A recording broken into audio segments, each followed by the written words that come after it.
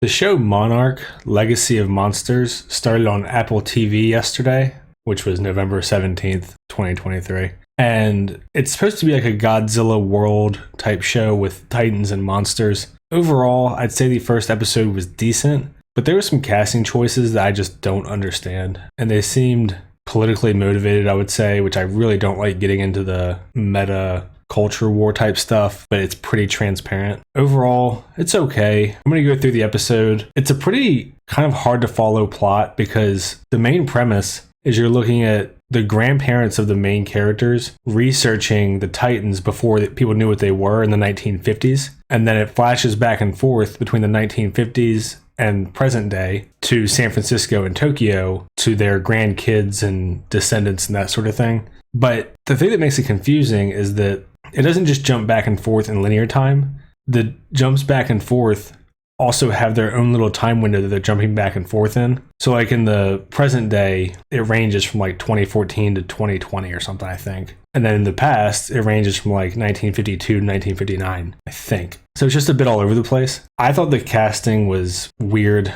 Normally, I don't bring up casting, but it kind of took me out of the show at a couple of points, including this very first scene that I'm about to talk about. So I'm going to go through the plot and just kind of talk about what worked for me and what didn't. But just the general summary is overall, it's decent. I thought there was some politically motivated casting and decisions in the show. There's some pretty naked exposition and stuff, which doesn't really bother me. I like anime, so not the end of the world. But let's get into it. Godzilla only shows up for like 30 seconds, just FYI. So let's get into it. There will be spoilers. So this very first scene that you're looking at is John Goodman on Skull Island. And he's running away from these big bug monsters and throws his bag off the cliff, which has a bunch of videotapes and is later found by one of the other main characters' parents. And they right away, this is a weird casting choice for me because we're watching John Goodman run from like these giant insects. And John Goodman, for people who are familiar with him, has been a pretty big dude his whole life. And I don't know how old he is now. I'm guessing 70. He's been around forever. Just a weird choice. Like, I don't understand why you wouldn't go with someone a bit more fit, maybe a bit younger. It's kind of weird. Like, he was doing the old man run thing where you can tell he's like really having a hard time. There's not much giddy up in his step, I guess. So anyway, he throws this bag full of footage from this island, and it's going to end up being an important part of the plot later. So John Goodman's not really in the show anymore after that. That's just his contribution, is that little opening scene so far. This girl on the left is Kate, and she's the main character of the show. This guy is just talking to her so we can get some exposition because they're spraying people down the plane for parasites, and he's talking about the illusion of safety because they live in a world with titans since the big thing in San Francisco a few years prior where Kate happened to be. And the idea is that they have these Titan warnings and bunkers and stuff like that. So it's just part of this world. And she's flying from San Francisco to Tokyo to go to her dad's apartment to get his things because he's presumed dead. Kate gets to the apartment and there's a woman and guy there and she's really confused because she used the keys to get in. And what we find out is that her dad had two families, one in San Francisco and one in Tokyo. And she makes some comments about how it's amazing that he had time for two families and all of his work because he was never around type thing. But this guy on the left is Kentaro, her half-brother, and he's one of the other main characters. And this is the other wife, who's Kentaro's mom. So she's looking for her things and she tries to leave, but then they have one of their drill bunker protocol things where they all go into their Titan bunkers, although I'm not really sure what good it would do. And she has a panic attack where she remembers being in San Francisco to see Godzilla. So right away, dad's a piece of crap, no bones about it, they get straight to it. And this is where we start the jumping back and forth. So this is back in the 1950s. On the left is Keiko, and she's a doctor of some science shit, I don't know, to research the weird radioactive activity going on in different places. She's trying to figure out what the deal is. The guy in the driver's seat is her husband, William Randa, and we see how they meet in the second episode.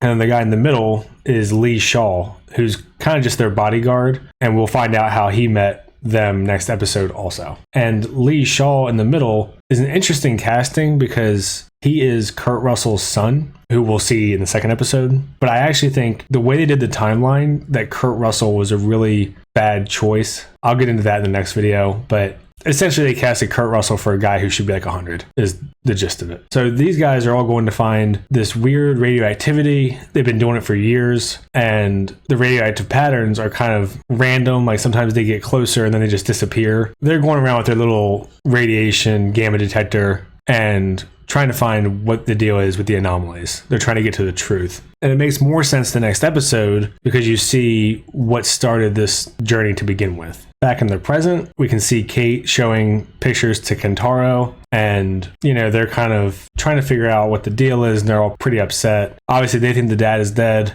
and now they found out that he had a secret family, and they both view the other one as a secret family. And now each of the two main people has a half sibling. And in the past, I kind of flipped through it real quick because it wasn't super important, but they're in Russia and you can see people don't believe in the anomalies. They think it's all kind of bullshit. And when Kate is in her cab ride to this apartment, the cab driver says he thinks it's all CGI and a conspiracy, and he has a podcast. They always put a conspiracy theorist in these shows. For whatever fucking reason, I don't know. So this is kind of just the backstory for all the people and the personal drama. Like I said, not a ton of Godzilla. Again, we jump back and they find this hollow space under this presumably power plant is what it looks like. So they set up dynamite and blow it up all around them, and it collapses the floor in so they can see what's underneath. And they're talking about how radioactivity is food for these titans or monsters or whatever. I don't know if they officially call them titans yet, but that's what they are. Then we go back to the present. Kate calls her mom. She's pretty upset, but she's kind of a dick to her mom, just keeps hanging up on her and doesn't tell her what's going on. And the alarm goes off as she's walking with Kentaro and his mom. So they all have to go to this bunker together, and we can see her get this PTSD flashback.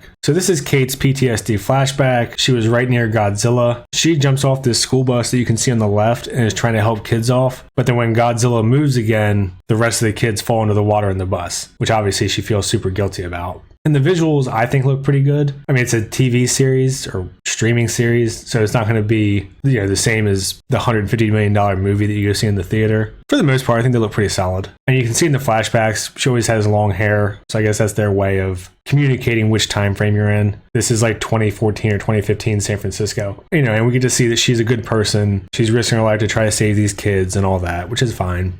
Fine character setup. So the drill is over. We go back to the past. And you can see this hollow cavern that Keiko, Randa, and Lee blew up is filled with these embryos. You get kind of like an alien scene where they all look like bugs. And Keiko is insistent that they go down there and get genetic samples. And Randa agrees. He's like, we came all this way. We don't want to go home empty-handed. But you can't really tell from this angle. But essentially there's like multiple levels. Like almost like if you blew up an underground parking garage. So when they go down, they have to use ropes. So it'll end up being Keiko and Lee that go down. And he tells her she has 5 minutes and she needs to hurry up. Because if there's a nest or eggs or whatever, then the mother's probably nearby. So he's like, we need to get a move on and get out of here. Back to the present, the drill has ended. Kentaro and his mom speak in Japanese. The main girl speaks in English to Kentaro. So he's kind of the translator. And the mom is wanting to have tea with Kate and kind of figure out what's going on and learn more about their dad and all that. And Kate talks to Kentaro in English, and she's like smiling, and she's like, you can tell her whatever you want right now, but I've had enough of this, I'm leaving. Kentaro says, well, before you leave, you flew halfway around the world, at least come look at this. And this is their dad's office or his workspace or whatever. And you can see this crazy map with all these lines on it. And these lines and this map show up over and over because this is like the tracing of the radioactive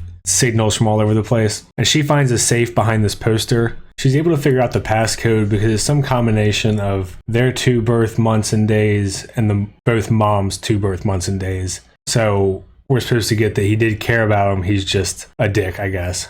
So they find the bag that John Goodman threw off the island in the first place. It got picked up by a Japanese fisherman, and now here it is.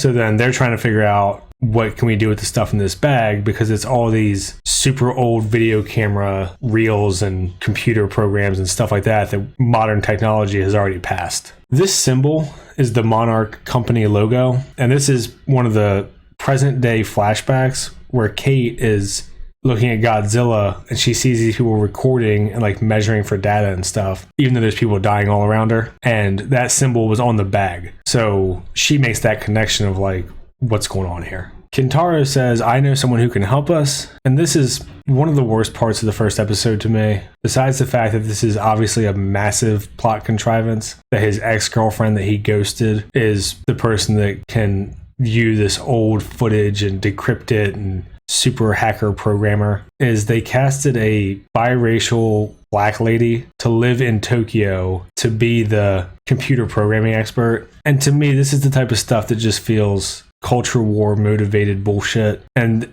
it's not just this one thing. It just kind of stacks up for me. Like the John Goodman casting was weird. Keiko being a doctor of whatever science shit in the 1950s from Japan. You have this chick who's a computer programmer. And then later on, you're going to see another female programmer who gets pinged from their activity. Her boss is a white guy. So as soon as you see him, you know he's the villain. And they don't show his boss, but they reference her as being a woman. And to me, this is all just deliberate female in STEM bullshit. But also, when you put her in Tokyo, like computer programmers being women are in the minority anyway. But black people being in Japan who would be this specialist is like, come on. Like Japan is the most homogenous country maybe in the world. I actually looked at the demographics last night just out of curiosity, and it's 98% Japanese people. And out of the 2% of immigrants that they have there, almost all of them are Southeast Asian, whatever, Vietnamese, Philippines, Korea. The amount of Americans in Japan is like 0.05% or something, like a fraction.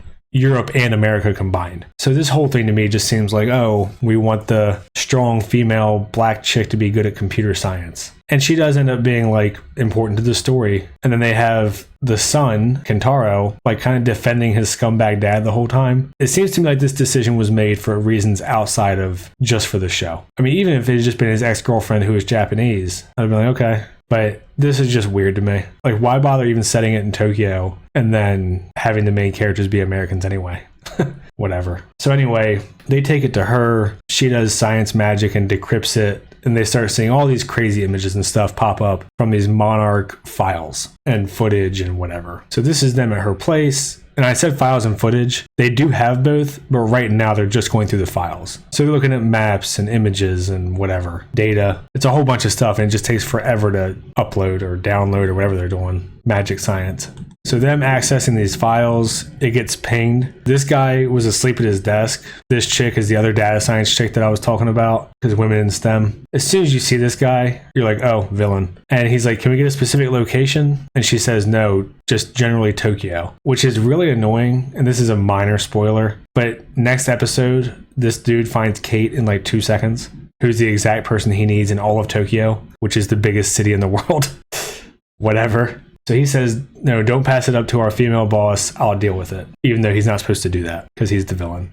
Kate talks to him. They see a couple images that are interesting and a map and stuff that was like in the dad's office. And then we see the present day flashback a few years to San Francisco, where she's in this refugee camp after Godzilla messed stuff up. Well, it's not really a refugee camp as much as it sounds like they're quarantining people because they don't know what exactly the side effects of these monsters are. And you see she's been calling her dad for days, but there was no cell phone usage. And then she runs into her dad in just a minute here. Here's the dad. He gives her an envelope, tells her to tell her and his wife that he loves them both, but he has to go. And then a few days later, he disappeared on a flight in Fairbanks, Alaska. And that's kind of the end of what we hear from him. And then this is present day, where they're seeing an image of her grandmother, which they seem to recognize, standing in this giant footprint. And they're like, what is that? And Kate is kind of waffling between saying screw this and going home and trying to figure out what's going on and what happened to her dad. We go back to the past and there starts to be shaking, and the guy Lee is like, Keiko, we have to get the hell out of here now. And